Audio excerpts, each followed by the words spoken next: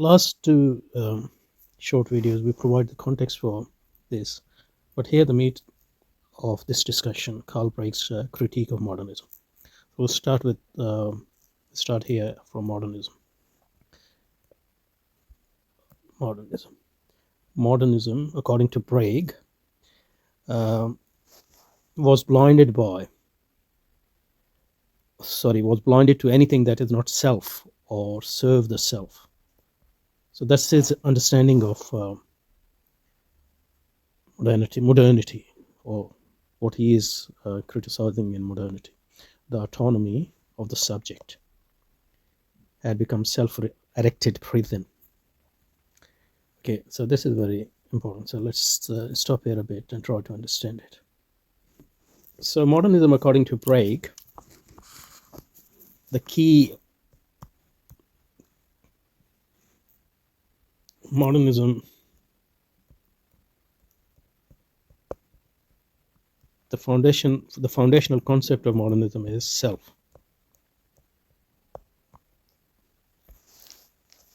And this self and freedom of this self in its various senses is key to understanding modernism. That's why Luther and Descartes are the two key founding fathers of modernity, at least in terms of its conceptualization, because they clearly articulate in their own ways this conception of self. Luther in the context of Christian religion, and Descartes in the context of philosophy. That's why Luther is the founder of the first modernist religion, which is Protestantism, and Descartes is the founder of the first of the modernist philosophy. And from Descartes, and that's because of the concept Descartes gave of us of the self, and the conception of self as a substance. And his definition of substance as is clear from the work of Spinoza, for example. Descartes' conception of self actually only can be applied in reality to the Christian conception of God, for example, as self-subsistent and autonomous entity. So in a sense, this conception, a modernist conception of self, is based on the Christian conception of God. And that's one of the founding concepts of modernity. So basically, self, human self, whether it is considered as the individual self, as it is in the liberal tradition, Lockean tradition, Kantian tradition, or self considered as a species, as it is in the communitarian tradition, in the Hegelian tradition, in the Marxist tradition. This self replaces, in any of these senses, the concept of the Christian God. And this self, individual as a potential God, or humanity as a potential God, and turning that potentiality into actuality is the foundation of modernism for Braig here. Braig. And I think it's a correct conception of modernity, and he develops a critique of this conception of modernity. So this conception of self is the foundation of modernism for Braig. Modernism, according to Braig, was blinded to anything that is not self, this self, because this self is self-subsistent, and whether we consider this self as potential or actual God, the project of modernity is to make this self into the actual God, whether it is considered as self in the individual sense, or the self as humanity, or the species as a whole. So modernism, according to Braig, was blinded to anything that is not self, because the project of modernism is to make this self into the actual God. And to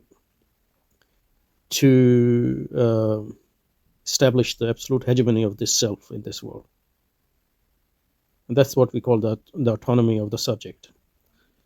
And the autonomy of the subject has become a self-erected prison in the sense that everything is dissolved into this self.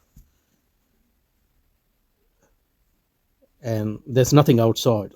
In that sense, this it's not just solipsism in the epistemological sense, but in every sense.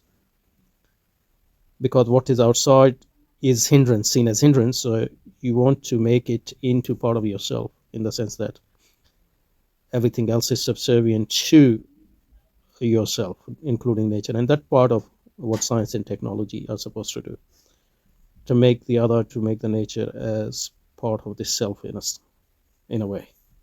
So modernism, according to Braig, was blinded to anything that is not itself or serves itself. The autonomy of the subject had become a self-erected prison. Self-erected prison in the sense that the concept of self, at least in its Cartesian form, is pure thinking. So that's what your real self is. So you're not even your body in a sense. So the relationship between this self and the body, and the relationship between this self and the nature. So there is a gulf to start with. There's a dichotomy. So in that sense, this self is a self-erected prison. But from this self-erected prison, you are trying to dominate over your body and over nature as well. So that's the second criticism, which Braig levels at the modernism or modernist civilization. Braig criticized modern civilization for the lack of respect for inexhaustible secret of a reality which we ourselves are a part and which surrounds us. So that's very important critique. So we have to understand it as well as we can. So to understand this critique, we have to go back to this conception of self, which is human self, whether individual or as a species. It is self-sufficient, potentially or actually.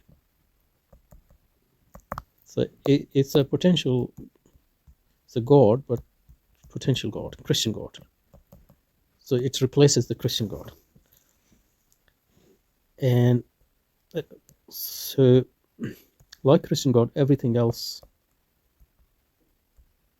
is the creation of this self, in a sense. So to have the actuality of this Godhood, you have to establish the absolute mastery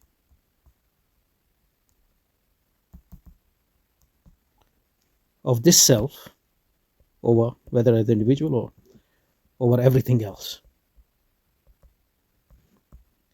And this absolute mastery is in both aspects. Absolute mastery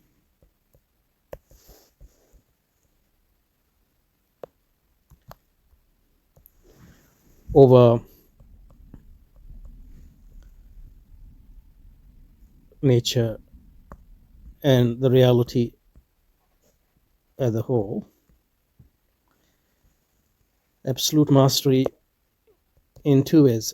In terms of knowledge, so you must exhaust, your knowledge must exhaust this reality if you are really God. So you have to do that. That's the domain of science, or was the promise of science.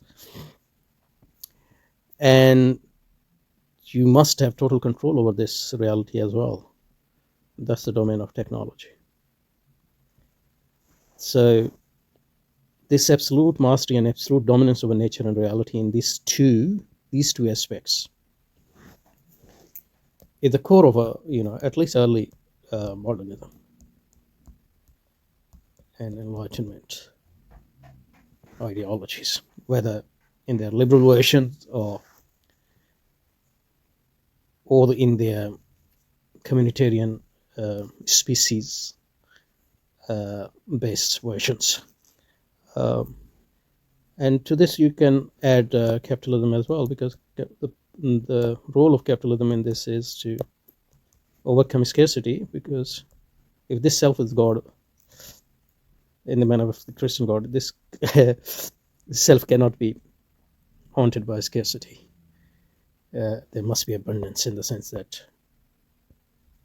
whatever this self wills, become true, and whatever this self desires becomes, reality, and those desires are satisfied, etc.